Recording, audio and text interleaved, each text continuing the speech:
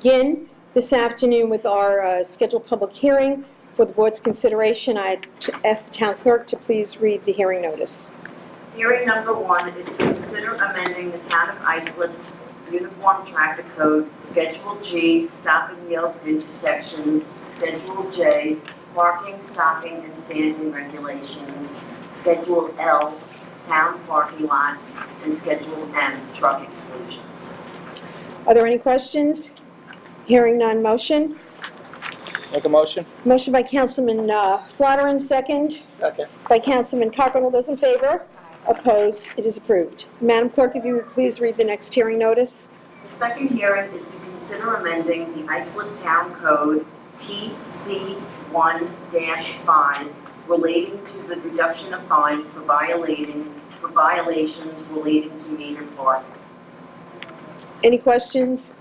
Hearing none, motion. Motion. Motion by Councilman Flatteren, second by Councilwoman Mullen. All those in favor? Aye. Opposed? It is approved. Okay, that concludes the public hearings. We will now... We have a third one. Oh, I'm so sorry. Madam Clerk, the third and final hearing notice. Number 3 is to consider the transfer of property under the Town of Islip Community Development Agency's Affordable Housing Program. Come forward. Good afternoon, Madam Supervisor and Town Board members. My name is Julia McGibbon. I am with the Town of Islip Community Development Agency located at 15 Shore Lane, Bay Shore. The item before you this afternoon involves authorizing the CDA to deed 4 homes to 4 income-eligible first-time home buyers. All were approved by the CDA Board of Directors on May 12, 2016 and June 8, 2017. The 4 applicants were selected through a lottery process and were found to be fully qualified by the CDA. We therefore ask for your support on this resolution. It is subject to permissive referendum. If you have any questions, I'd be happy to answer them. Thank you very much, Julia. Any questions? Hearing none, motion. Motion. Motion by Councilman Second. Cochran, second by Councilman Flatteren. All those in favor? Opposed? It is approved. Thank you very much, Julie. We will now go to the public portion. Just to remind everybody, you have 3 minutes. It is your time to address the board with any comments, concerns. If there are any specific questions, we are really not in a question and answer mode here, but if you have any specific issues, someone from the town will step outside with you. We just ask that everybody keep to the 3 minutes and to please be respectful. Thank you. First speaker, Assemblyman Phil Ramos.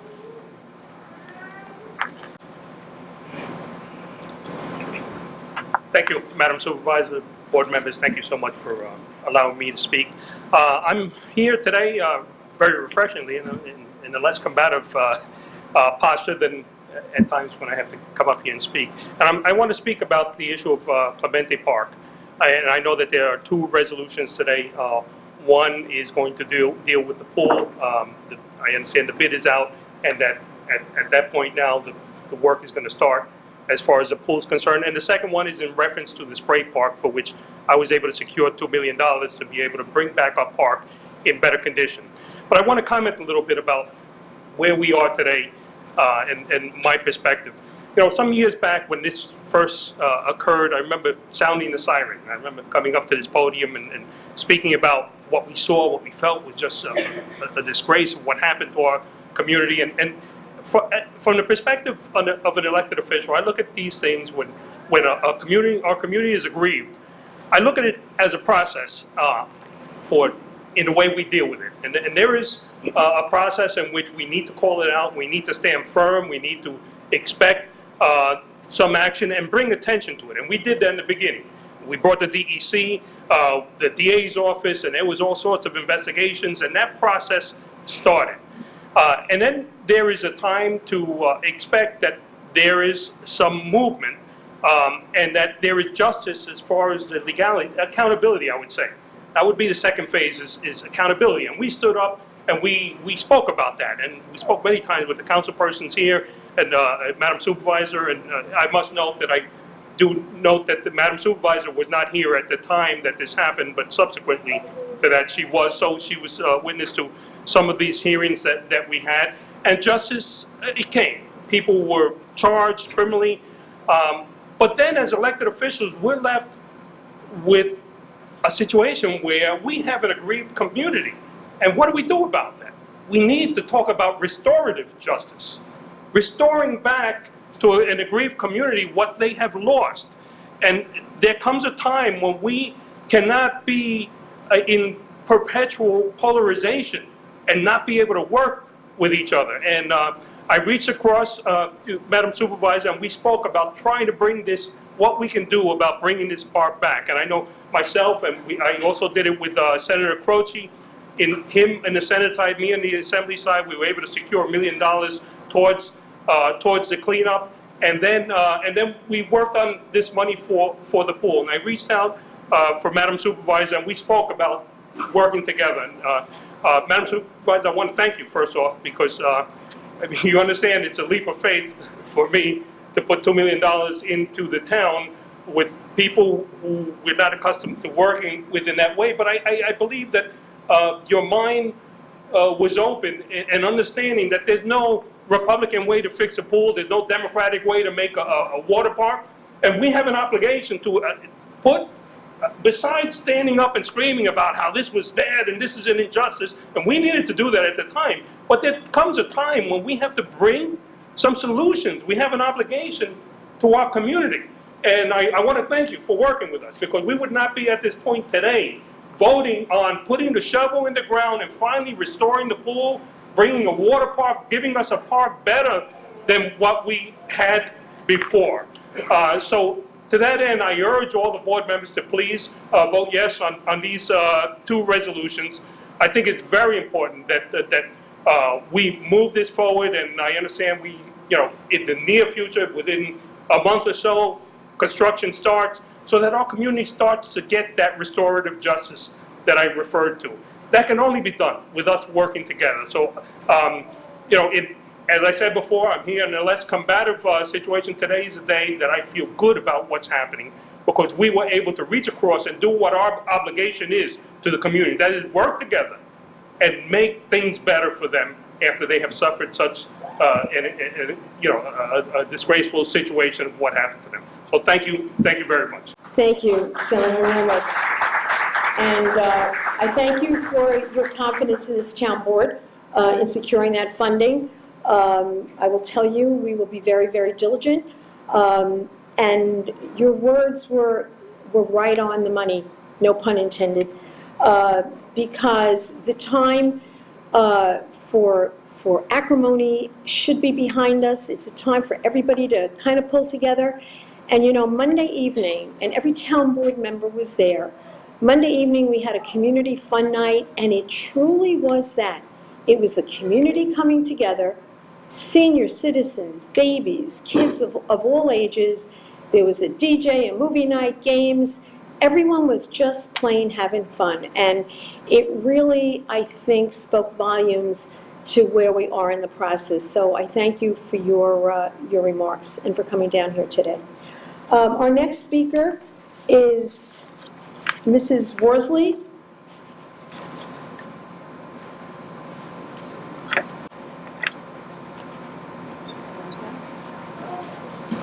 Mrs. Worsley was on her way here, and I was helping to represent her. I have a packet for each of the board members. Excuse me. Mrs. Montanino, I know that your card is in here for you to come up to speak. Yes, but When I am Mrs. Worsley, when Mrs. Worsley comes, we will call her. I represent her because she obviously couldn't make it because she has a handicapped child. Okay, that well she then has when to you're, attend to. well, I'm sorry for I would her like and to that she's give- not able to be here. Excuse me? No, I would Excuse like to me? give this When to- your turn comes, you'll be called. No, The I- next speaker, I would give this to the board members. thank you. Sebastian Deruba.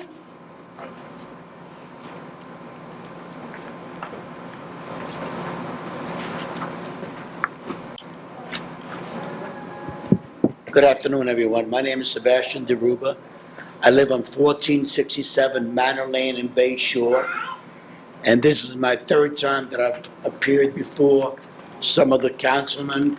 And this is the first time for you, Supervisor. My problem is that the bamboo problem. I don't know if you have seen the pictures that are kept in this office, but it's going to be a pain in the neck to try to erase this bamboo things, animals. Part of my home is adjacent to the state property, which is right on Southern State. And I've spoken to State Senator Mr. Boyle, and I've spoken a few times with the people in transportation. And it was promised to me that it would have been done last fall. Well, nothing has happened yet. And if you haven't seen bamboo, it's a lot of work to get rid of it. As of right now, I have hired some people to eradicate it and to put a barrier on my side and the person who started with the bamboo. The state, I'm gonna wait till this fall, see what happens. But something's gotta be happening. 5 or 6 towns on Long Island have started to eliminate it. During the winter time, when the snow falls, the bamboos come onto my side of the yard. And I have some trees back there that some of them have lost branches because of the bamboos. And we're talking about 15 to 20 feet tall. And they're about diameter of 2 inches in diameter. And I would like, after the 3rd time, something to happen with the bamboo in the town of Islip. Thank you, Mr. Deruba. I would ask, even though you accurately said that it's the state that needs to do this, our Parks Commissioner is here, Mr. Owens, and if you can give him more specific details, I have your address here, but we'll see if we can help expedite the process by reaching out to the state. But there have been some strides taken. The state DEC now puts on their website photos of the various varieties of bamboo because it is very, very difficult to identify. Some are more invasive than others. So there have been some strides made, and Mr. Owens will be able, hopefully, to help you. Thank This you is for coming very down. invasive, by the way. From Okay. what you described, it certainly sounds like it. Thank you. Thank you. Next speaker, Mary Ann Alms.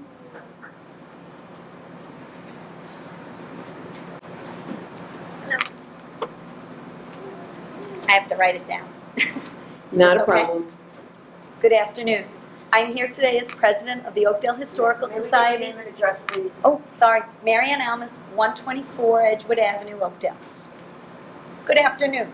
Again, I am here today as president of the Oakdale Historical Society to speak again about the need for a PLP, a planned landmark preservation on the Vanderbilt Idlehour property. As you know, we have spoken both in person and through various other means previously, and I know that the town board appreciates the need for such protection. We at Oakdale Historical Society applaud their commitment to preservation of our community's history. It is just the timeline of accomplishing that is in debate. At our meeting, the town indicated that they felt it was more prudent to wait and deal specifically with the new owner upon closing. Although I did not and still do not agree with that position, I felt confident that the town knew better of this legal matter. Imagine my shock upon receiving an email stating that upon meeting with the prospective owner, it was revealed that they didn't feel like they wanted to pursue this at this time. We had been assured that this would be done with or without a new owner's approval, and that was not being followed through on. As we all know, that deal fell through, but the pattern unfortunately remains the same. The newest owner, NCF Capital Limited, is being given the same space as the previous bidder. Why? New owners will need to make changes. It is logical that they know what they can and cannot do before planning rather than having to rework things after the PLP is imposed.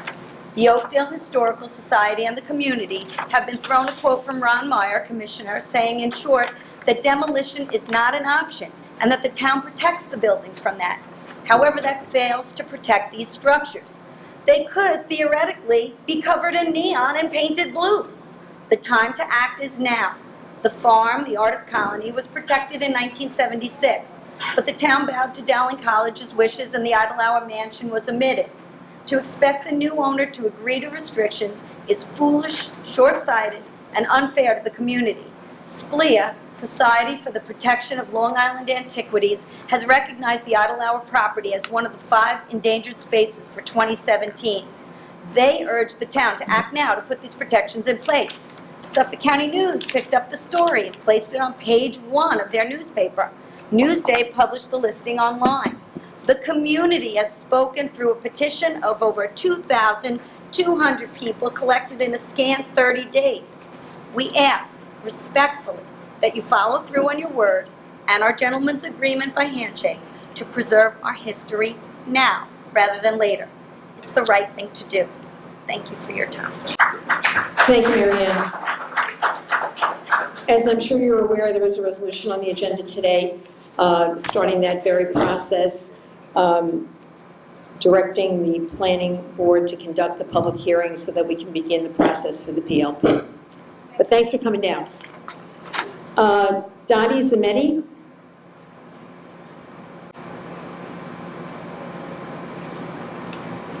Dottie Zametti, 1021 Thompson Drive, Bay Shore, New York. If you could, right into that, On the right. on the right. Okay. Good afternoon, Supervisor Carpenter and esteemed council members. Thank you for allowing me to speak today. First, I would like to say thank you for the spay-neuter program for the town of Islip. As a trapper and volunteer for the clinics, I'm happy to say that it is going quite well thanks to the expert leadership of Joan Phillips of the Animal Lovers League. I would also like to say thank you to Commissioner Heil for getting us access to hold the clinics on Sundays, which is a huge help in getting vets to donate their time. Thank you to Terry and Danielle at the shelter for always being so helpful and accommodating during the clinics. I'd quickly like to read a comment that was posted on Facebook by Rebecca Carroll from Bay Shore, who volunteered at Sunday's clinic. And I quote, "Great teamwork today. It was awesome watching things progress from the first clinic until today.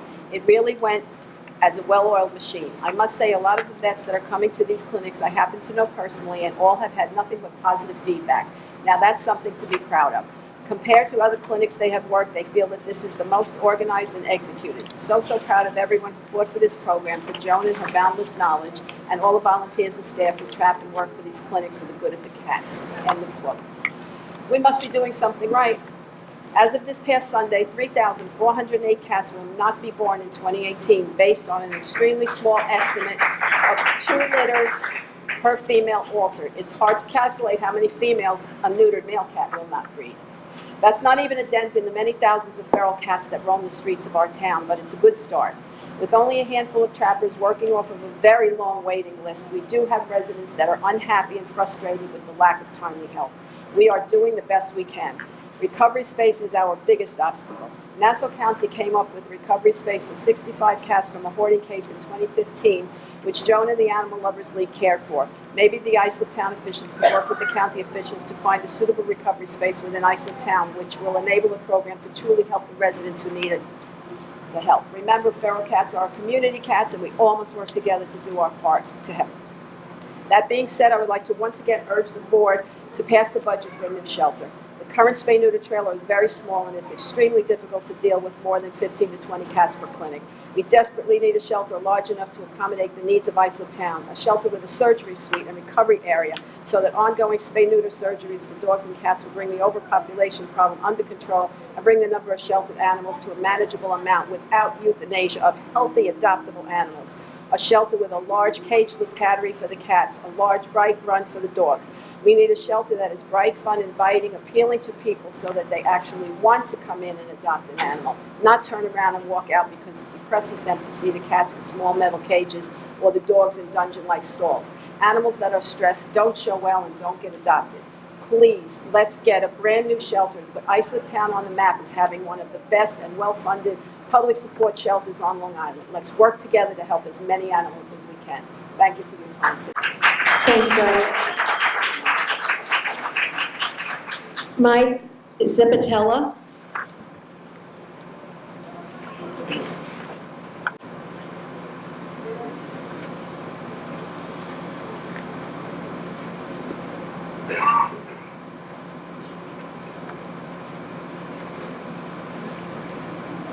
Mike Zapatella, 833 Connecticut Avenue. 833 Connecticut Avenue. Nice up terrace. Mike, could you lift the mic up, please? Better? Good. There you go. I'm here to speak on Mike's behalf. He has a deli on Connecticut Avenue, Bagels and Brunch. And across from him, he's on 16 Lowell Avenue. Across from him is a shopping center where there are a beer distributor, and he received a peddler's license, and he has Charlie's Hot Dogs in his parking lot. Now, under the Islip Town Code, peddler's license has to abide by a lot of different codes. And according to the codes, if he's in violation of at least one of them, it's an immediate revocation of his license. Now, Bagels and Brunch isn't looking for it to be revoked. They're looking for them to move to a safe environment, safe place. They have freestanding umbrellas. 39-12, only umbrellas mounted to a vehicle are permitted. 3911, they block the ins and outs of the driveways. The people stand in the parking lots, and if a car goes to pull into the parking lot, they're going to be playing bowling. They are going to knock down all the people standing in the parking lot. They have a sign outside on the Connecticut Avenue for hot dogs. You're not allowed to have a freestanding sign. They don't have sufficient ingress and egress parking. They are within, they are not more than 1,000 feet from a park either. By day's end today, Bagels and Brunch would like to see their permit pulled and then moved. And that's going in accordance with 39-13, revocation of license for peddlers. Now, this is Town of Islip's only code, and we expect you to abide by it. Thank you. Thank you, Mrs. Zapatella. Barbara Jerk?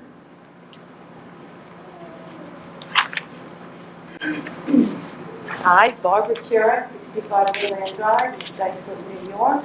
I'm going to be speaking about the shelter today. I know that Commissioner Heil is aware of the $5 million that was allocated in the New York State budget for the Companion Animal Capital Fund, which is to help upgrade and improve shelters in the state. I spoke to Christine Geed this morning from Senator Boyle's office in Bay Shore.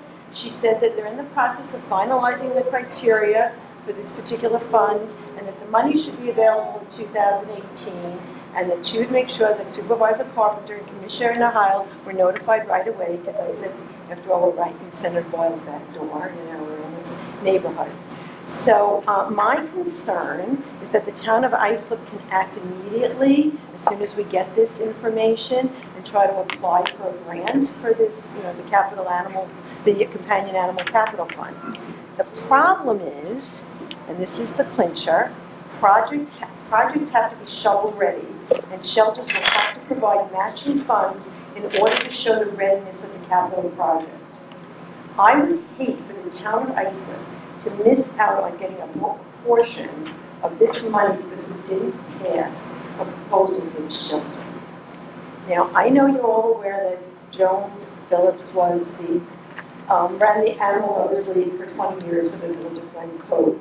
I would once again urge you to use her as a resource, not only for ways to finance the shelter and through grants and donations and everything, but she also maybe should give you some input on the shelter proposal itself.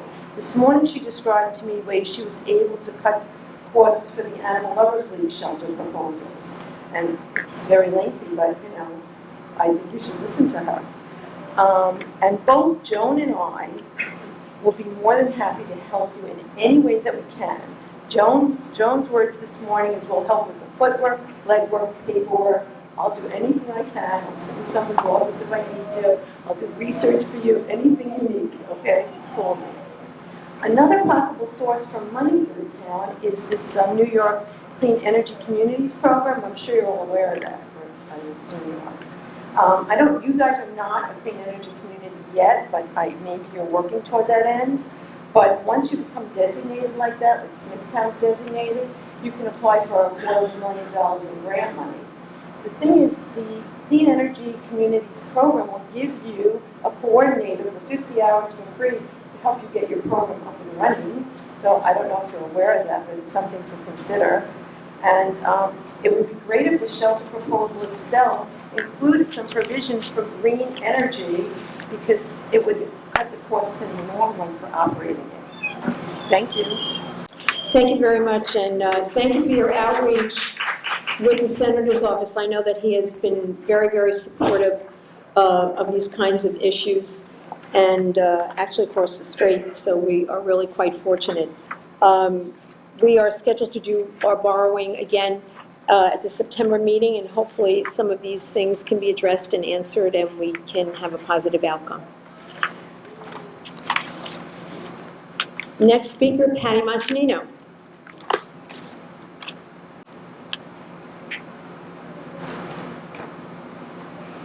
Pat Montanino, 28 Campbell Lane, East Islip, New York.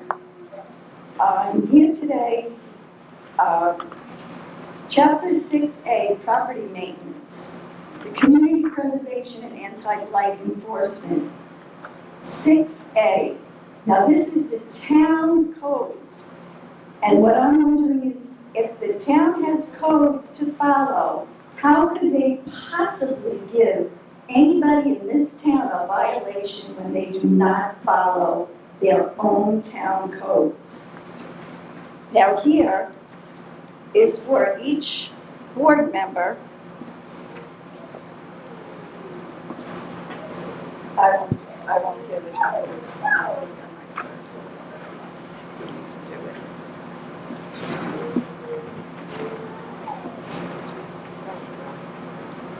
Each board member has, you have 26 Colton Avenue. Now, the town has been told about this over and over for years. First of all, they do not ever cut their grass. It is disgusting. And they haven't paid their taxes. They're in arrears, but that's okay.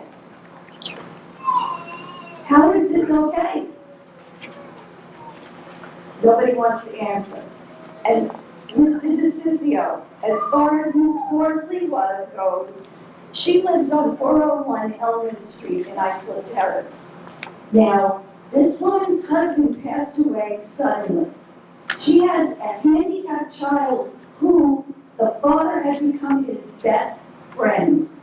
Now, the car that this man drove was in her driveway.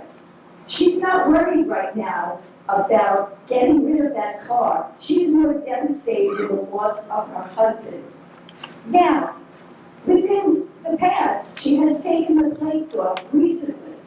The son again had another breakdown. He's in the hospital. But yet, she received on her front door a ticket from code enforcement that says it's an appearance ticket, that they were by 2 times and nobody was there, but that they personally served the husband who passed away. How did they do that? How did they do that? And how did they personally serve him when I have the picture, which you all have, of the piece of tape on it that was to her door? Then she pulls up to speak to you. She spoke to the woman, and the woman says, why couldn't they just give me a notice? I would remove that car. I had no idea. Well, do you know what the secretary told her? We don't have the manpower. Thank you. But yet you have the manpower to come by 2 times. Thank you, Ms. Montanino. Excuse me, I'm speaking. I only I have know, another your time is up. Thank Well, you. Mr. Ramos is. Next speaker, Judy So I'd Frankel? like to know then, if Thank you you. didn't have the manpower, then the next day, you mailed her a letter again about it. Judy Frankel? So we're gonna mark that ticket null and void for Mrs. Worsley.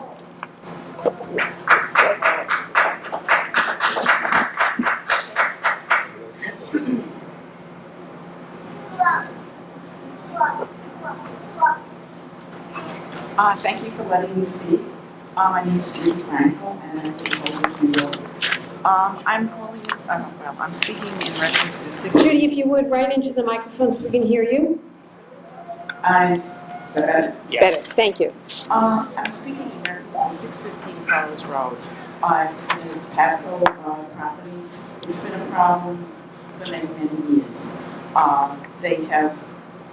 There's a lot more activity going on day and night now, and the mountains of debris are getting higher and higher.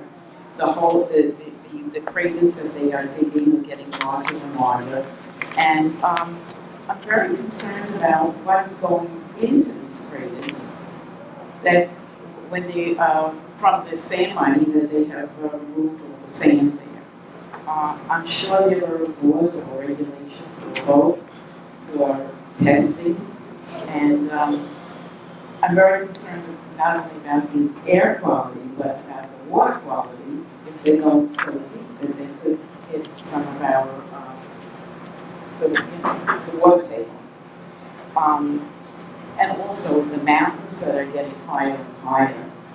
I'm sure that there are regulations of how high these mountains of debris can be, and I'm sure that they have exceeded that limit. And I was wondering, does anybody ever go and check on this and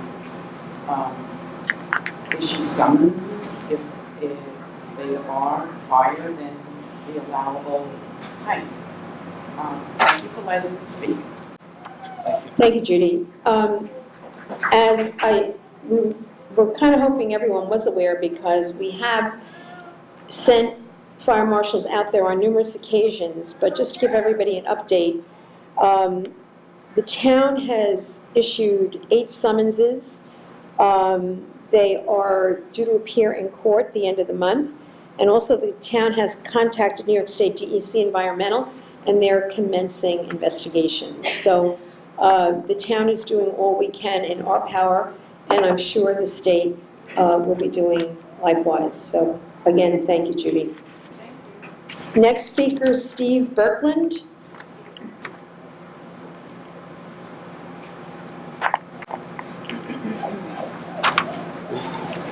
I'm going to stay away from the microphone as much as I can because you can probably hear I'm not well. I don't want to infect the next person coming up. Steve Berkland, 319 Homestead, Bayport, New York. I'm here on behalf of the Oakdale Historical Society, as with Mary Ann, and she spoke in. Thank you, Angie, for giving us an update on that. I just wanted to give a little more input into it. As I said, I'm a member of the Oakdale Historical Society. I'm a member of the Bayport Heritage Association, the Long Island Maritime Museum, and the Sable Yacht Club, whose past Commodore and past supervisor here will be honored tomorrow at the Sable Beach. Thank you very much. I just wanted to point out, and this is one of the things that Mary Ann said back in her presentation, there's a company that's going to be acquiring the Vanderbilt property. All very well and good, and I hope they do well with it. But companies don't vote. As Mary Ann pointed out, we've got signatures of a lot of your voters who are concerned about what's going to go on. Please take some viable action and make some outgoing statements to the press and any other times that you're putting out some sort of correspondence. Under 3 minutes. Thank you. Thank you very much, Steve, and I hope you feel better. Peter Zen.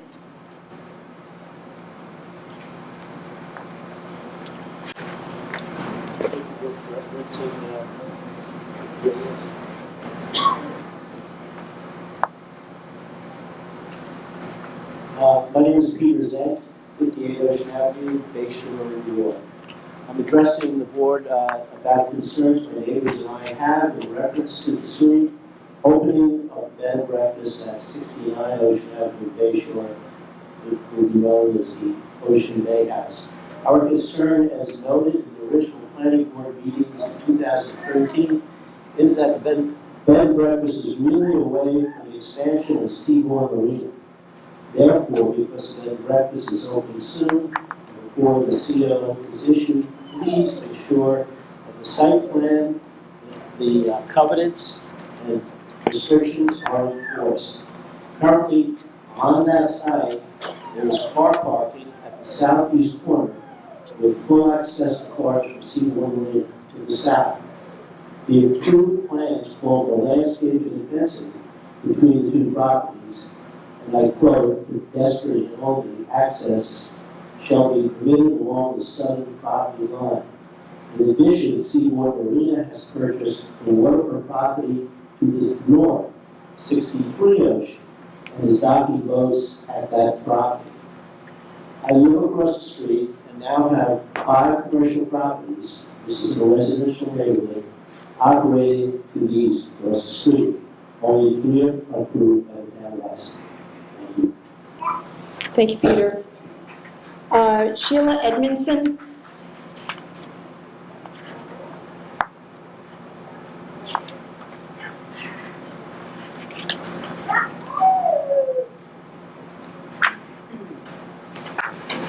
Hi, Sheila Edmondson, Singingwood Drive. Which one? Old Brook, New York? Ma'am, just pull the microphone up a little, please. This one? Is that good? Okay.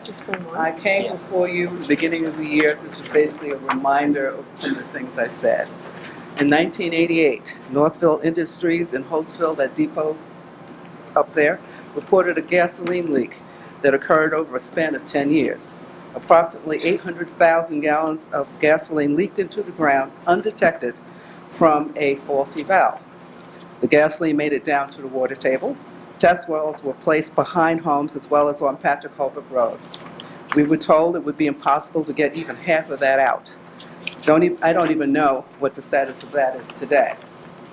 August 2015, dumping of construction and demolition debris was observed on Furrows Road, which eventually will leach into the ground, then the water table. The town, you've been notified about that. It's been proven that there's been illegal sand mining in the same area, which is still going on today. You guys know about that.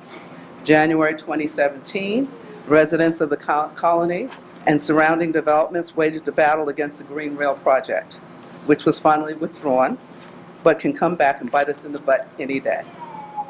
On your website, it says, the principal function of the town board is to regulate land use within the town and to promote and protect the health, safety, and general welfare of Islip residents. In the above instances, that has not been done. The way I see it, I don't need you to have my back. I don't want you to stand behind me. I need you front and center. You're our vanguard. I need you to do your job. If you can't help us with this, I don't know why you're here. I think it's a sad state of affairs when the town is more concerned about the placement of a shed on somebody's yard than the illegal sand mining and dumping that has been occurring over the past several years. Thank you. Thank you, Sheila. Denise Conti.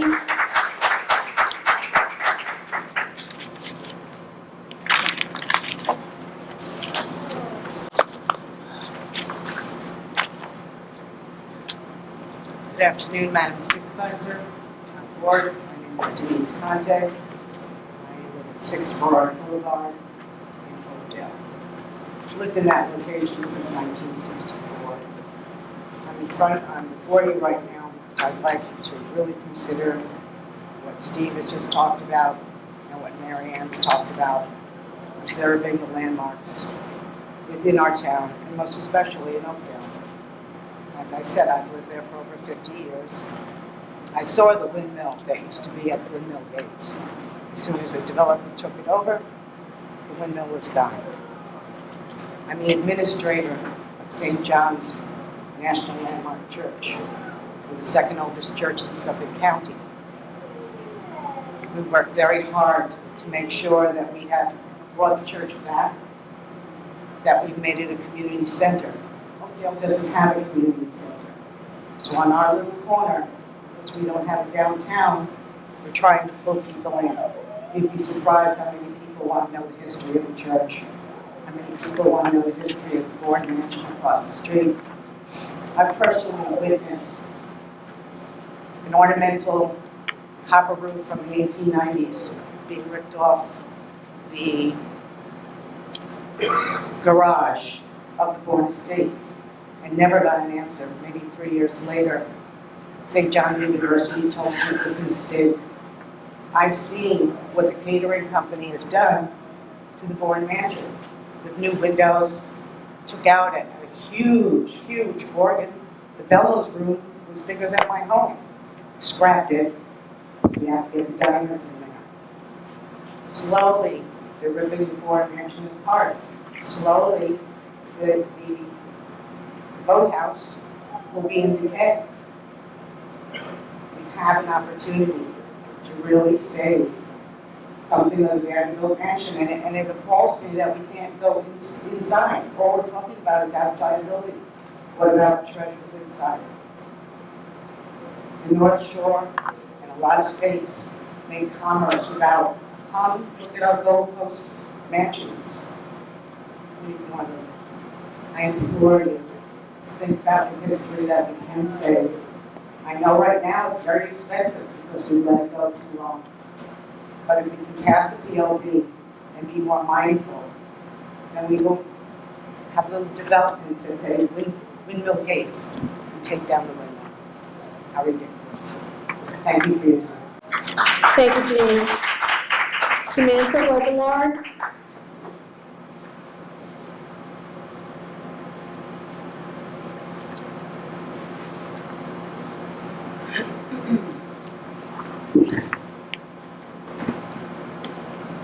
Hi, I'm Samantha Robillard, 46 Magnolia Street, Central Islip. I'm I'm here to talk about the Central Islip League fields, conditions of them. They opened up about 4 years ago, the new fields. Great, awesome, see, I needed it. However, the town has promised a list of changes, and those promises have not come to fruition. A personal experience, I coached my son for T-ball, I coached my daughter for T-ball, and just the T-ball fields alone is a sad example of what this field should be. Her first 2 games were rained out just this season alone in the very beginning because the drainage is not happening. The conditions of those fields are very poor. There's holes in them. So after those first 2 games being rained out, I, as the coach, made a point to go on my breaks during lunch. I'm a teacher in the CI school district. I would go on my lunch break, go on my prep break, and I don't have a pump to get the water out. So I would sit there with a cup and scoop out the water during my whole entire break, take the rakes, try to get the water out so that we could potentially play at our 6 o'clock games. Now, a lot of the other fields, the sun would dry up the rain. However, our Little League fields in the T-ball section, that's not happening. So I took my time out with a cup. If you picture me with a cup sitting there scooping and scooping, I probably look like a crazy person. But whatever, I did it because it was for my kids and my players. Hopefully, by next season, this could be changed. I understand that you guys are busy and you have so much to take care of, but 4 years is an excessive amount of time to be dealing with this. So hopefully you can try to get to it before the next season so that I won't be out there with a cup again, scooping and raking. Okay, thank you. And I know other people are here, some in the back corner, Vice President Leanne's here to talk about it as well. I just want to give you my personal experience as a coach. Thank you. Thank you very much, Samantha. Next speaker, Nelsina Day.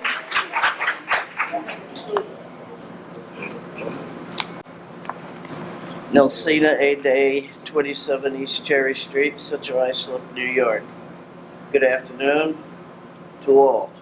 I have a lot on the agenda, so first and foremost, I'd like to give ups for the Oakdale Historical Society, because when I was a young kid, I was on the Historical Society. And I remember Bronco Charlie's, and that's gone. So we still need the Artist Colony and the Vanderbilt as a historical unit. Now,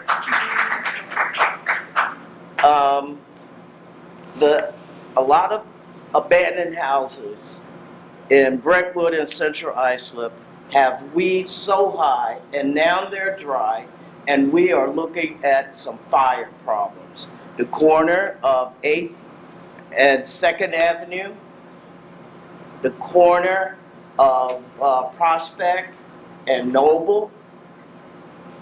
Then we have rats running across the street on Irvin Street. The, let me see, where's the other one? 31 Boulevard in Central Islip. I'm telling you, it's this high, front and back.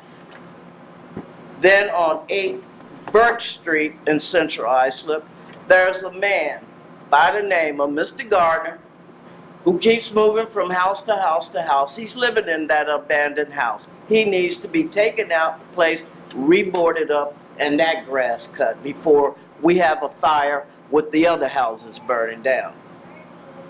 These are things that should be accomplished throughout the summer, either through someone driving by and seeing that these abandoned houses are not being taken care of by the banks or whoever owns them. Now, the other points that I want to make. I thank you very much for the community event at the park. Even though it wasn't well publicized and everything, you had a great turnout. It was nice, it was great for the kids. But a lot of the parents that I was speaking to, they let me know that they were still not happy. They want their park back. Now, the other question they had asked me is, what's this with the CI Community Center going on Carlton Avenue from the Central Islip Rec Center, which everybody loved going there, but now we're going to move it at a corner of Clayton, where elderly people are going to get in danger. Come on, let's think again about this. And then the last point, real quick, I know I'm out of time, but the last point is we had $6 million for Roberto Clemente Park. We used about $3 million to do the renovation, and the people would like to know where's the other $3 million, and is that going to be used for the pools? Thank you very much. Thank you, Have a Ms. blessed Singer. Next speaker, Greg Pepe.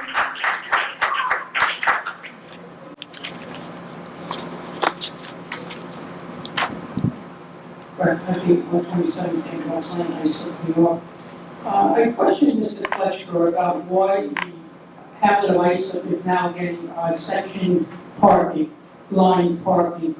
And he said it was a requirement from the state. In other words, to have managed parking in Islip. Well, I contacted the New York City DOT, and first of all, they did not put those lines on Main Street. And secondly, there is no requirement from the state to have section parking.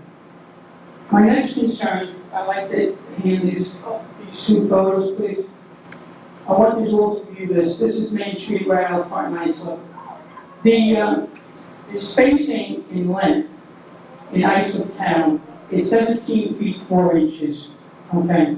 If we go to Bay Shore and we measure them out, they're 21 feet 4 inches spaced apart. So my pickup truck, which has passenger plates, measures from bumper to bumper 20 feet 2 inches. So I'm illegally parked in my own hamlet of Islip because I'm taking up 2 spots. Yet I go to Bay Shore and I'm legally parked. So my question is, who is using this appropriation of our tax money to lay out these spaces, and to what specs? We have Mr. Marius here from planning, so I expect maybe you can set me up an appointment to speak with him, or the commissioner from the Department of Public Works, Mr. Owens, who is here.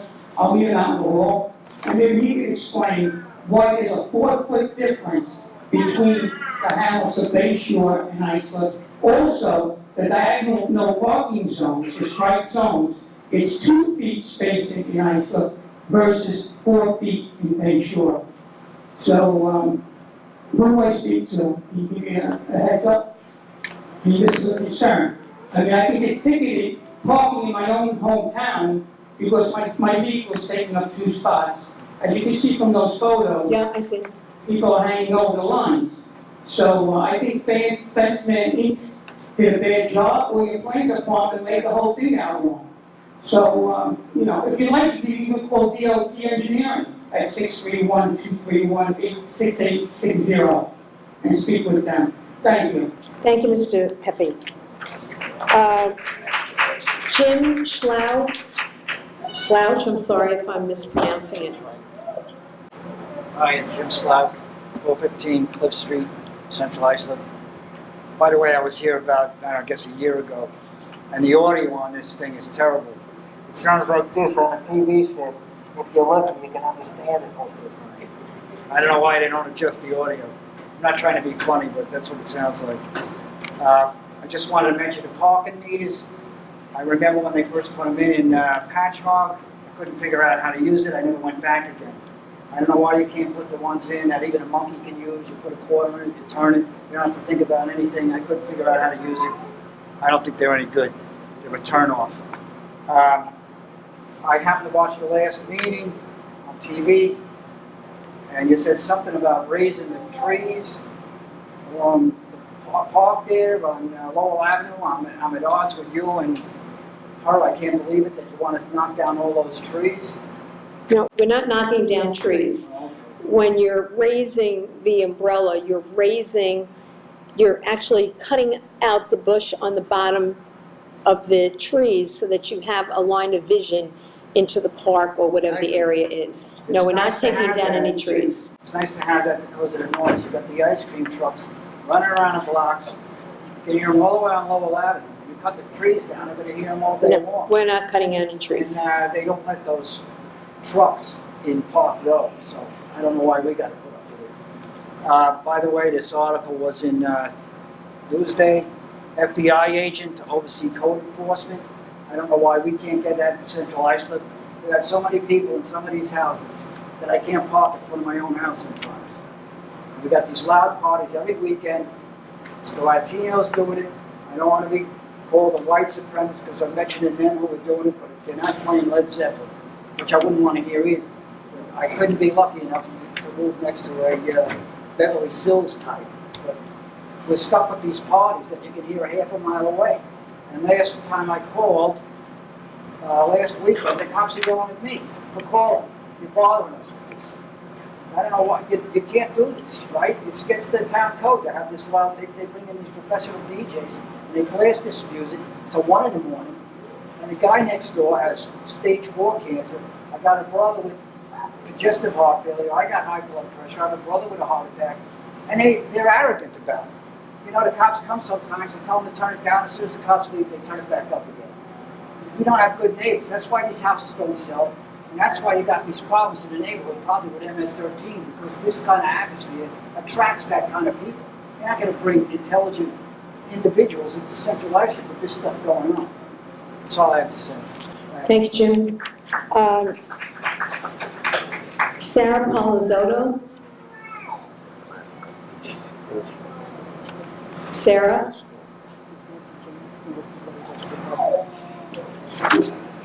Leanne Barda? Or Bard? Barty. Sorry for the brood. I didn't have babysitter time. If you can make more of these in the evening, that'd be great. I'm back again as. Can we get your name and address, I'm sorry, please, Leanne into the Barty. microphone? Leanne Barty, 51 East Locust Street, Central Islip. I'm back again because nothing changed from the last time I was here. I've called, I've emailed, I've even stopped by. I like it, guys, I do, but not enough to be a full-time job. I need my fields for my kids, not just the 4 that are here, not just the ones that are back here, but the couple hundred I have that I represent in Central Islip. They need a place to go. They need a place to be kids. They need a place to play, because as we know, we can't just let them run out in the street and come home when the street lights come on. We run all year long. Literally, if we take off for Christmas and New Year's, that's it. We run all year long to keep our kids off the street. We're trying to make something different. We're trying to give them an inch. We're trying to give them a fair shot. And I need you guys to work with me. I really, truly do. I can't do it by myself. I don't know how to fix a fence. I admit it. I really don't. Our fields are falling apart, and they're brand new. They really are beautiful when they first started, but now they're starting to deteriorate. The park that you guys were talking about that had that wonderful movie night, did you guys look in the back by the playground? The weeds are taller than I am. They're not just great for hiding bodies for MS-13, they're also great for ticks. I brought my kids in there, and the weeds are taller than my children. That's down my street. It was scary enough having that happen down my street, having my son in the park that day, but to go back a few weeks later and have the added insult of being surrounded by weeds, it's not fair. And I called. I got to, oh, we'll take care of it. A month later, it's still there. It's not right, and it's a safety not just for the gangs that are wandering around, but also just for ticks. This is really kind of common sense. All around my neighborhood, things are allowed to fall apart, but as someone who lived in East Islip, I don't see them having those issues. All I'm asking is for you to work with me so we don't continue having the plague of Central Islip and Brentwood always being the red-headed stepchild of the town of Islip. The woman that you saw here, she's literally giving up breaks. We all give up. I've watched that man back there turn around and stay home from work to help me in the shack so we can continue to raise money for our fields. This is more than just a part-time hobby. This takes our blood, sweat, and tears and money out of our own pocket. I've sent you the list of what we need. Please work with me. That's all I'm asking. I've called Tom Owen's office. I've stopped by and saw you, which was a lovely conversation. I've spoken to you at the field. I haven't even heard back from anybody. What am I supposed to do? I love you guys. I can't make you my full-time job. Please work with me for the behalf of all these kids back here. I want my kids to have the same shot as they would if they lived in East Islip. That's all I'm asking. It's really not a lot. Please, if you don't understand, I'll walk you around. I'll take you around our neighborhood. I'll take you to coffee, whatever it will take. Thank you, Leanne. Thanks for coming down. Thank you. Thank you for your passion and caring, and we are listening, and we will address it. Andy Cross?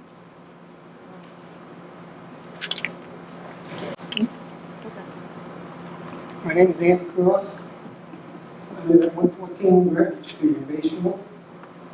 And the house at 112 Redwood Street in Bay Shore is a zombie house. And Could you repeat that address? I didn't understand. 112 Redwood Street. Brentwood Street? Right. There's a zombie house. You guys were there 3 weeks ago cleaning it up. The guy came to fix the house and to trim the trees on the side of the house and trim them all on one side. Put the stuff in garbage bags and threw the garbage into the shed which they cleaned out originally. So now the garage is full of the two sheds that they cleaned out and they dumped the stuff in the garage. The garage is full of crap. Now they're loading the original shed that they unloaded, and the only one that was good that they didn't throw into the garage because it was good, they're loading it again now with more garbage. So maybe you could do something. I talked to the fire marshal who came, told them, and they were there cutting the grass yesterday and taking pictures of them cutting the grass. I told them to take a picture of the garbage in the garage and in the shed, and he took a picture of the stuff in the shed and left. So, and they're not going to do anything now. So, is it up to the town to come back and clean this shed out again? So, maybe you could do something there? We certainly will. Thank you very much, Mr. Cross. Thank you. Dawn Urquhart?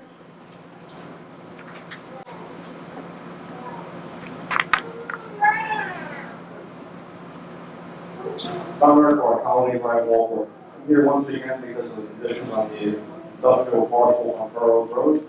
Heartening to hear there's some enforcement actions been taken finally, but here's the problem, folks. They have more than 20 parcels And when we ask for FOIL for the enforcement action, this body requires that we pay $50 per parcel to find out what enforcement action has been taken.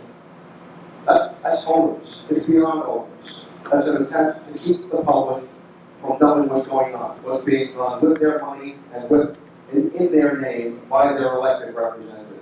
It's inexcusable. And as we've heard today, obviously there's an issue with the way this body is representing the people of Iceland.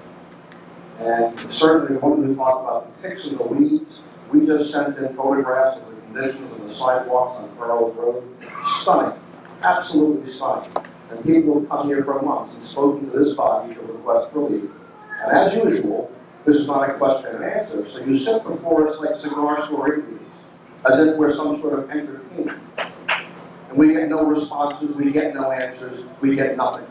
But the donors who come before you, that clock doesn't seem to work for the donors. They get to speak for as long as they want. And it seems that this board acts with great urgency and haste to solve the problems of its donors. So I'd like to speak a little bit more about the Furrows Road parcels. There is a deed and covenant restriction recorded against those parcels, and particularly it provides that they must comply in all respects with the town's land use and zoning regulations, with applicable federal, state, and county rules and regulations. They are supposed to store no more than 5.7 acres, or use more than 5.7 acres for the storage exclusively. Products that are used in the mixing of asphalt and concrete. They are clearly in violation of that. And this very deed and covenant restriction provides that violation of any of the above restrictions may result in the revocation of the certificate of occupancy for this site, termination of the operation of the asphalt plant, and outdoor storage.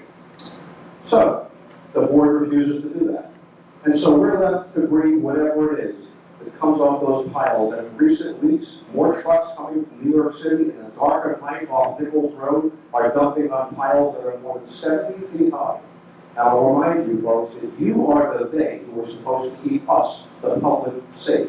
We learned from Roberto Clemente.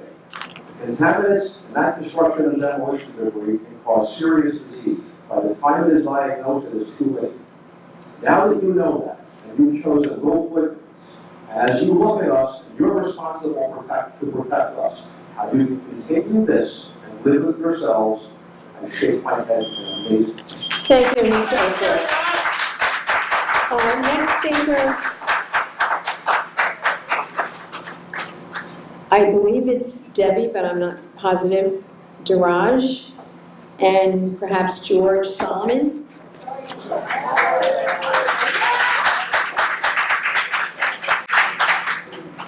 Hi guys. I don't know which one. The one on the right, yep. Hi, my name is David Danach, and this is George Solomon. I'm at 42 East Maple Street in Central Islip. 42 Acorn Avenue, Central Islip. What was that? 42 Acorn Avenue, Central Islip. Acorn. I just wanted to address, I know others have, I'm part of the Central Islip Little League. I've been coaching for about 7 years. Although our field, like Ms. Leanne said, is beautiful for the past 4 years, there are some concerns. Since we've gone into the field, there, as a coach, we have storage issue, which we have to lug our stuff back and forth, helmet, equipment, whatever it is, we have to lug back and forth. And we're women. I mean, as much as we want to say we're equal, we're women.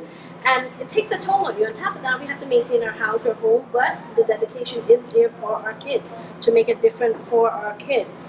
The main gate is broken. The fences are broken through every field. It's also lifting, which causes a safety issue for our kids. God forbid they go grab a ball, the next thing they can do is scratch themselves, they can get hurt. And us as coach, we try to get as much volunteer as we have, whether it's practice or games, just so we can maintain that. It is a big issue. The parking lot is not paved, so we have the bricks there. Our parking lot is much smaller than what it used to be. And when we're backing up, the kids sometimes pick up the gravel, they'll throw it. God forbid we're coming out and one pelt up in the air, it could, break our windshield. Those are all safety concerns because now it goes on the floor. Our little kids are there. We have T-ball with 5 years up to like 18 years old, you know, there is a lot of issue there.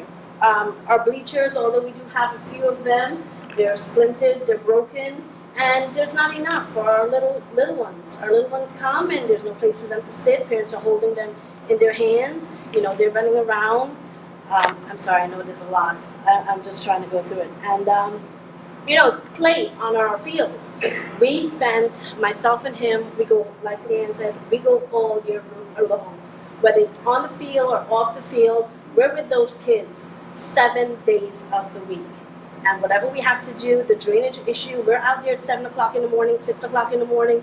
Whether we take turns, he goes, he does the water, I come, I drag the field. We have the other coaches that are cutting the grasses just to maintain so these kids can have somewhere to go. It is important, please, if you guys can just help us out. You know, we have a lot of good volunteers and we try to maintain, again, for our kids, for our community, so they can have something positive. You know, the dumpster, we're there after 9 o'clock every night, picking up garbage, dumping garbage, taking it to our house so it doesn't overflow. Those are things that we're sacrificing. And we don't mind if it means our kids will have a good, positive environment. And if you guys could, like I said, help us out just a little bit, that I'll be grateful. Thank you. Thank you very much for coming down.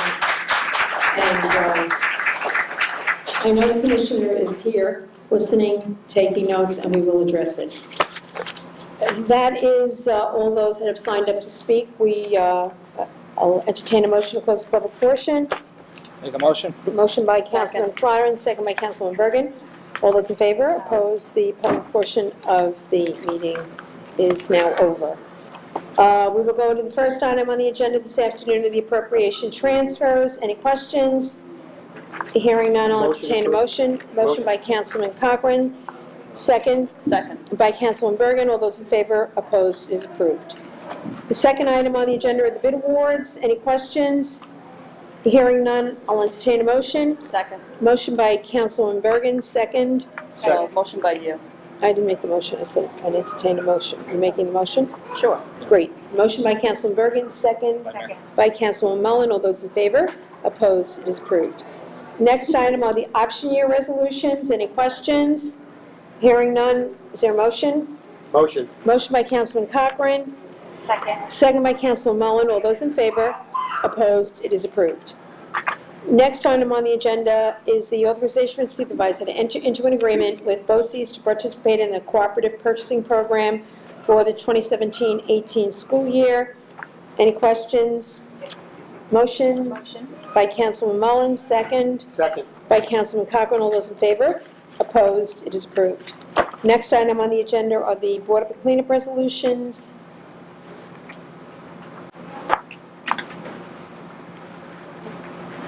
Good afternoon, Madam Supervisor, members of the Town Board, Town Clerk.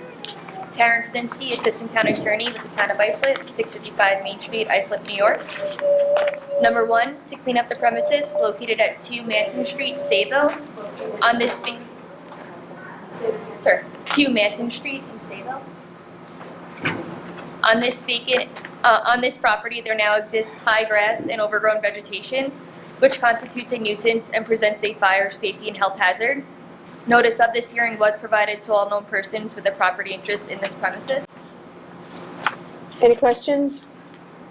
Hearing none, a motion? Motion. Motion by Councilman Flattering, Second. second by Councilman Mullen. All those in favor? Aye. Opposed? It is approved. Number 2 has been withdrawn as it is now in compliance. Number 3, to board and clean up the premises located at 22 Jefferson Street, East Islip. On this vacant and unsecured property, there now exists unsecured windows and doors, an unsecured detached garage, high grass, overgrown vegetation, and litter and debris, which constitutes a nuisance and presents a fire, safety, and health hazard. Notice of this hearing was provided to all known persons with a property interest in this premises. Any questions? Motion to clean up. Motion by Councilman Cochran, Second. second by Councilman Flattering. All those in favor? Aye. Opposed? It is approved. Number 4, to board and clean up the premises located at 59 Wilson Street, Brentwood. On this vacant and unsecured property, there now exists unsecured windows and doors, an unsecured shed, high grass, overgrown vegetation, and litter and debris, which constitutes a nuisance and presents a fire, safety, and health hazard. Notice of this hearing was provided to all known persons with a property interest in this premises. Any questions? Is there a motion? Motion. Motion by Councilman Mullen, Second. second by Councilman Bergen. All those in favor? Opposed? It is approved. Number 5, to board and clean up the premises located at 74 Claywood Drive, Brentwood. On this vacant and unsecured property, there now exists unsecured windows and doors, an unsecured shed, high grass, overgrown vegetation, and litter and debris, which constitutes a nuisance and presents a fire, safety, and health hazard. Notice of this hearing was provided to all known persons with a property interest in this premises. Any questions? Motion. Motion by Councilman Cochran, Second. second by Councilman Bergen. All those in favor? Opposed? It is approved. Number 6 has been withdrawn as it is now in compliance. Number 7 has been withdrawn as it is now in compliance. Number 8, to board up the premises located at 138 Walter Avenue in Hauppauge. On this vacant and unsecured property, there now exists unsecured windows and doors, which constitutes a nuisance and presents a fire, safety, and health hazard. Notice of this hearing was provided to all known persons with a property interest in this premises. Any questions? Hearing none, motion? Motion to approve. Motion by Councilman Bergen. Second. Second by Councilman Flaherty. All those in favor? Aye. Opposed? It is approved. Number 9, to board and clean up the premises located at 198 Connecticut Road, Oakdale.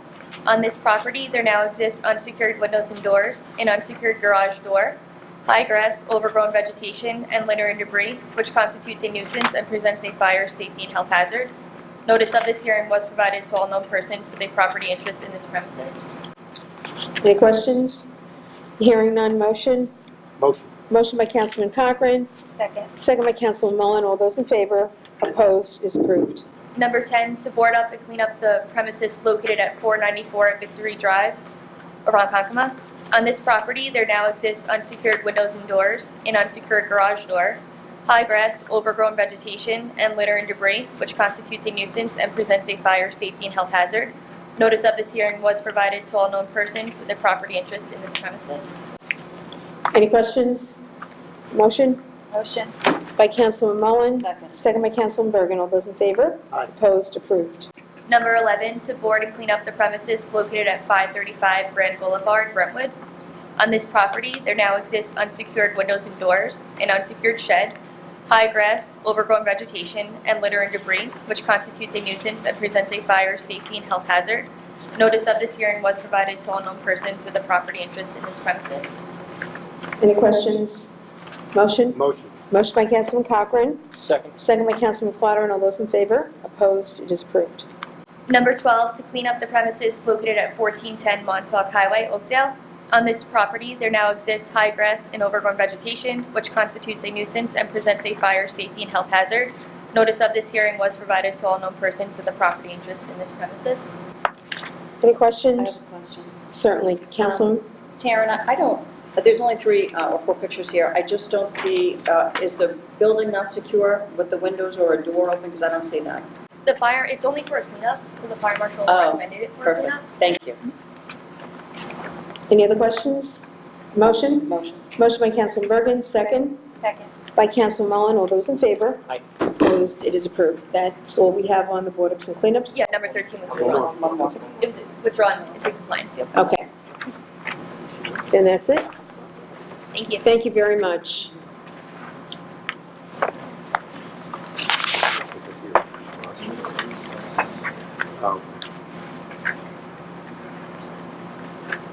Next, item 6, authorization for supervisor to apply for and accept reimbursement costs related to FEMA Public Assistance Disaster Declaration number 4322, New York, severe winter storm and snowstorm.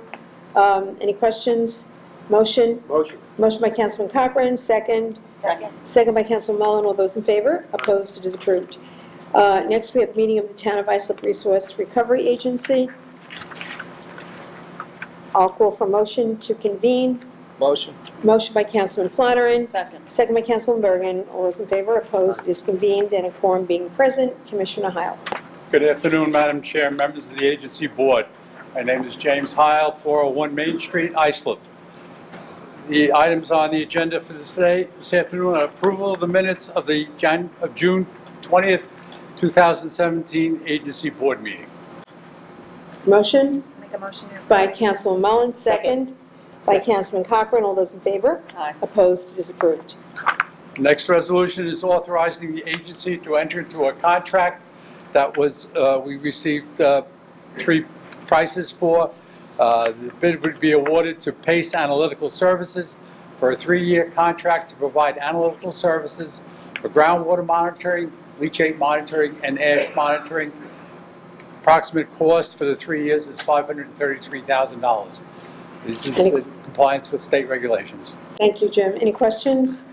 Hearing none, motion? Motion. Motion by Second. Councilman Flannery, second by Councilman Bergen. All those in favor? Aye. Opposed? It is approved. Next resolution and final is the contract extension for the intermunicipal agreement with the great town of Southampton to our east, wherein we accept their commingled containers from their recycling program for processing at our MRF and for ultimate marketing and separation and marketing. It's a 1-year contract. They pay $21 a ton for the material coming into the MRF, and we receive the benefit of the sale of the materials. Thank you. Commissioner, any questions? Make a motion to approve. Motion by Councilman Cochran, second by Councilman Mullen. All those in favor? Opposed? It is approved. That is all for this afternoon. No other business to come before us. A motion to adjourn the agency Motion. meeting. Motion by Councilman Flannery, second by Councilman Bergen. All those in favor? Opposed? It is adjourned. Next item on the agenda, the special events. Again, many block parties and parades, a lot of homecoming parades, a lot of activity across the town. Motion Motion. by Councilman Flannery, second. Second. By Councilman Mullen. All those in favor? Opposed? It is approved. Next item is the meeting of the Islip Industrial Development Agency. Motion to convene the meeting. Motion. By Councilman Flannery, second by Councilman Bergen. All those in favor? Aye. Meeting is convened, the quorum being present. Mr. Mannix. Good afternoon, Madam Chair, members of the agency board, William Mannix, Executive Director, Town of Islip Industrial Development Agency, 40 Nassau Avenue, Islip. We have a busy agenda for you today, so first item is the approval of the minutes of the July 25th. Motion to approve? Motion. Motion by Councilman Cochran. Second by Councilman Bergen. All those in favor? Opposed? The minutes are approved.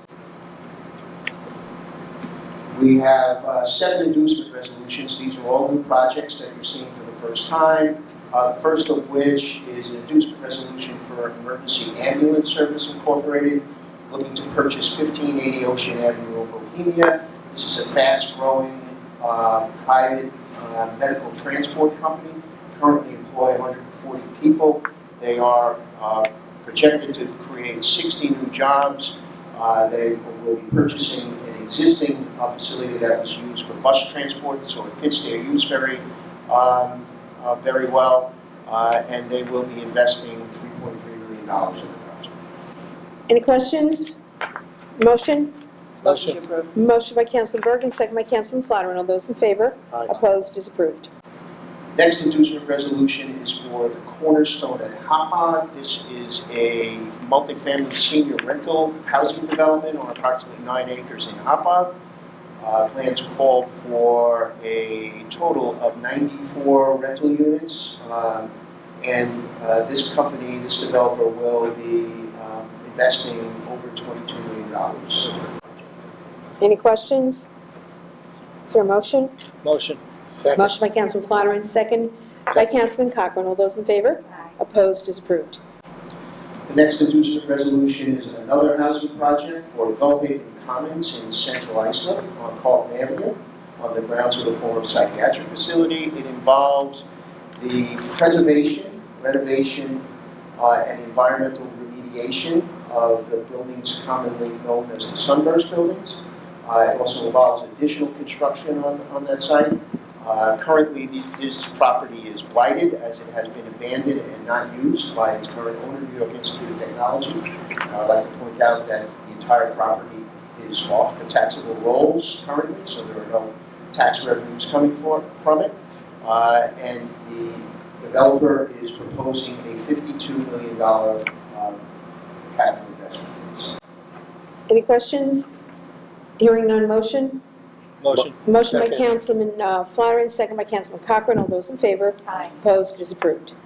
Next inducement resolution is for CBD Equipment Corporation. CBD is a very high-tech manufacturer of chemical vapor deposition equipment. They are already located in Central Islip in Ted Park, 355 South Technology. They are proposing to purchase 555 North Research Place, which is a 178,000 square foot facility, already technically owned by the Industrial Development Agency. This growth will come as a new business venture for them as they start a new manufacturing process where they will be using the equipment that they currently manufacture for other manufacturers to manufacture those products which they formerly manufactured outside of the state. I should also point out that this project, this growth very nearly happened in Saugerties, New York, where they have a second location in New York State. We have partnered with New York State to retain that growth here on the land. Thank you. It'll be an $18.8 million investment, and they currently employ 166 people, and they will be creating 30 new jobs. Great. Any questions? Motion? Motion. Motion by Councilman Mullin, second by Councilman Cochran. All those in favor? Opposed? It is approved. The next inducement resolution is for Brothers Duo 3, who will be developing town-owned land in Central Islip. I think most of you are aware of the Ultimate Game Sports Project. That was a lease arrangement between the town and Ultimate Game Sports that dates back more than 7 years.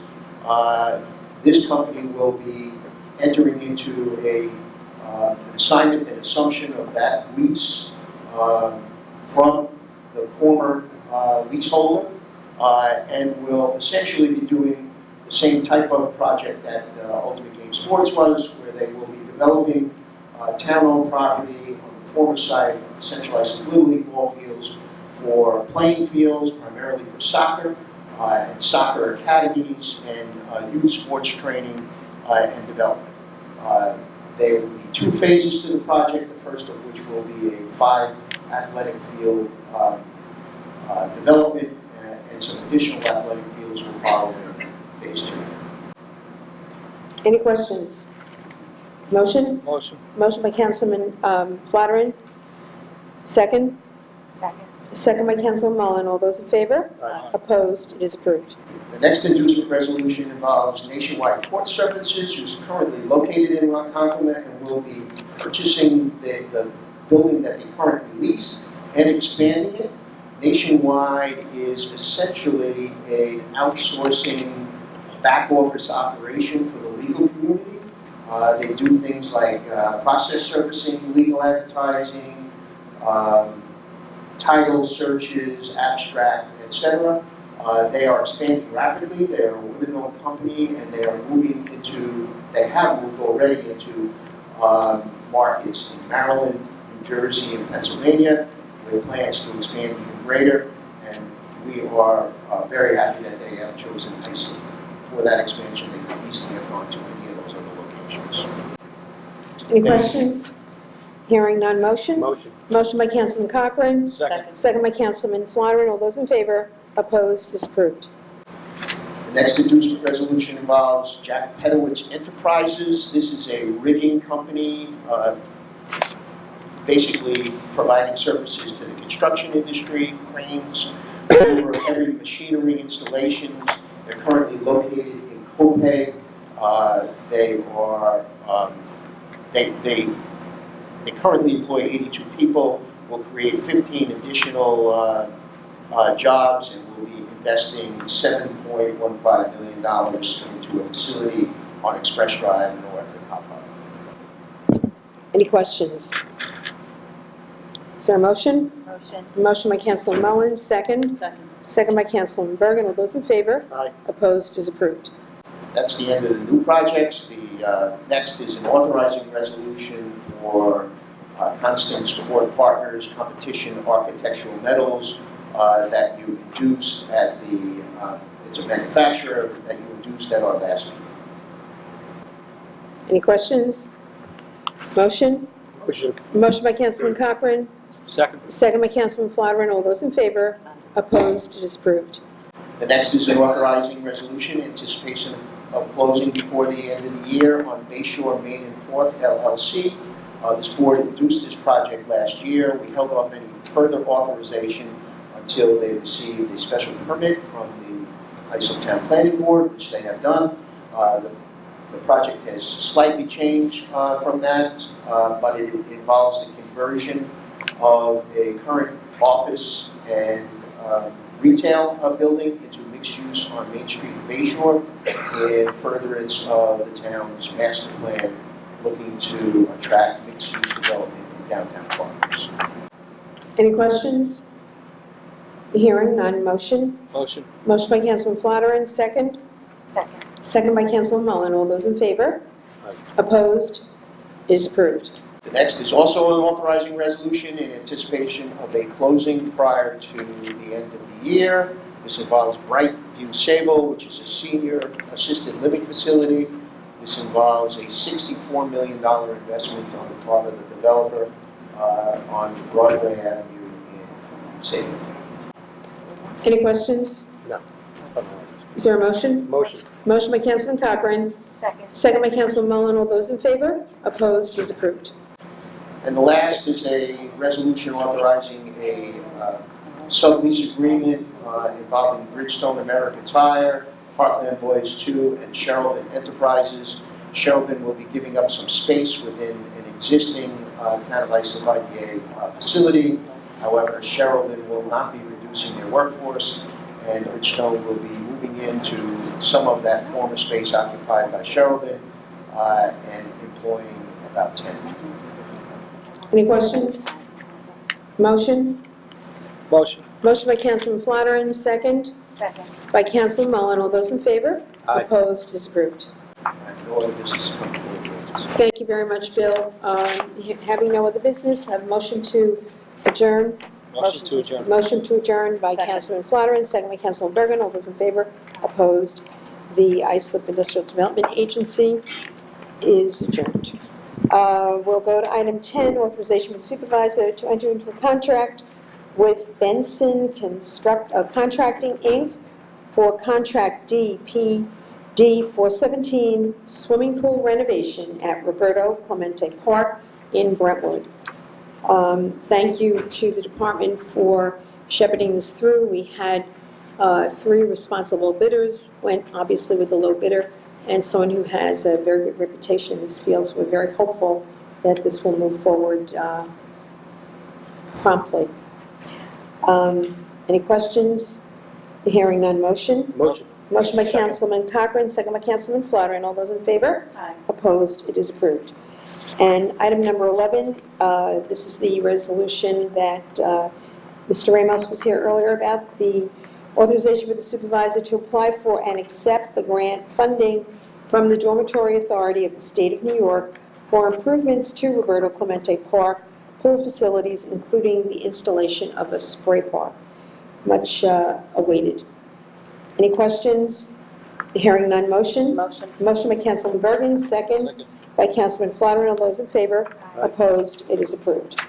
Item number 12, authorization with the supervisor to execute an agreement with Rich Jones to provide golf lessons at Town Hall West. Any questions? Hearing none, motion? Motion. Motion by Councilman Cochran, second by Councilman Flatteren. All those in favor? Opposed? It is approved. Next item on the agenda, authorization with the town attorney and the Commissioner of Parks to enter into negotiations for contract extensions with Douglas Jansen and Vincent Sereno for golf professional services provided by the Brentwood Country Club and the Gull Haven Golf Course. Any questions? Hearing none, motion? Motion. Motion by Councilman Flatteren, second by Councilman Cochran. All those in favor? Opposed? It is approved. Item 14, authorization for the supervisor to execute any and all documents required to apply for and accept grant funding from the Suffolk County WQPRP Land Stewardship Initiatives and Enhanced Program for an upgrade to the existing septic systems at Lake Ronkonkoma Park. Any questions? Hearing none, motion? Motion. Motion by Councilman Flatteren, second by Councilman Bergen. All those in favor? Aye. Opposed? Is approved. Next, authorization with the supervisor to enter into an agreement with Connoisseur Media to produce and administer promotional advertisements for town events. Any questions? Hearing none, motion? Motion. Motion by Councilman Cochran, second by Councilman Mullen. All those in favor? Opposed? Is approved. Authorization for supervisor to enter into a contract extension with the Land Tech Group for contract DPD 215 streetscapes and sidewalks. Any questions? Hearing none, motion? Motion. Motion by Councilman Bergen, second Second. by Councilman Mullen. All those in favor, opposed, it is approved. Item 17, authorization for the town clerk to advertise for a public hearing to consider amendments to Chapter 68 entitled zoning. Any questions? Motion? Motion. Motion by Councilman Cochran, second by Councilman Mullen. All those in favor? Opposed? It is approved.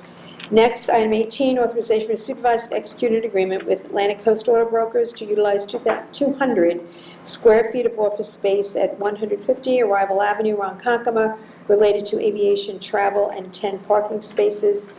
Any questions? Hearing none, motion? Motion. Motion by Councilman Mullen, second Second. by Councilman Flatter. All those in favor? Opposed? Is approved. Authorization for the supervisor to execute an agreement with Johnson, Kuda, and Lucchese, PC for engineering services relating to the airfield pavement analysis and pavement management plan at Long Island MacArthur Airport. Any questions? Motion? Motion. By Councilman Cochran, second by Councilman Flatter. All those in favor? Opposed? Is approved. And last item on the agenda, and I'm sure this will make the Oakdale community very happy, is the request for the ISA Planning Board to investigate and hold any necessary public hearings relating to the extension of the planned landmark preservation PLP district for the Downland property. Any questions? Hearing none. Motion? Motion. Motion by Councilman Bergen, second by Councilman Flatter. And all those in favor? Opposed? It is approved. Motion to adjourn? Motion. Motion by Councilman Bergen, second by Councilman Flatter. And all those in favor? Opposed?